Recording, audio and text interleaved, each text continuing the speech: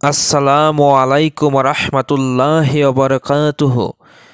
প্রিয় ইসলামী দিনদার ভাইয়েরা, সকলে কেমন আছেন? আশা করি সকলে অনেক ভালো আছেন। আজকে আপনাদের সাথে ঘুমানোর 7টি আদব নিয়ে আলোচনা করব। ঘুমাতে যাওয়ার পূর্বে এই আদবগুলো অবশ্যই আমল করার জন্য চেষ্টা করব। তাহলে আসুন আদবগুলো কি কি জেনে নেই। 1 নাম্বার আদব হলো এশার নামাজের পরে খুব তাড়াতাড়ি ঘুমাতে যাওয়া। 2, ঘুমাতে যাওয়ার পূর্বে আমরা অবশ্যই ওযু করব। যারা স্বপ্নে খারাপ কিছু দেখেন তারা যদি ঘুমাতে যাওয়ার পূর্বে ওযু করেন তাহলে ইনশাল্লাহ স্বপ্নে খারাপ কিছু দেখবেন না।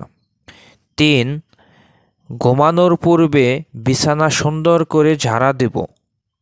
অনেকে আছে ঘুমাতে যাওয়ার পূর্বে বিছানা ঝাড়া দেয় না, তাই ঘুমাতে যাওয়ার পূর্বে সুন্দর করে বিছানা ঝাড়া দেওয়া।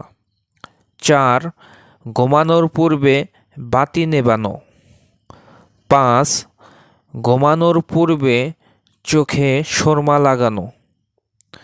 6, ঘুমানোর পূর্বে কিছু পরিমাণ কোরআন শরীফ তেলাওয়াত করা। 7, ঘুমানোর পূর্বে কয়েকবার দুরূদ শরীফ বা তাসবিহ তাহলিল জিকির আজগার করা। এই 7টা আদব ঘুমাতে যাওয়ার পূর্বে আমরা অবশ্যই আমল করব। আজকের মতো ভিডিওটি এখানেই শেষ।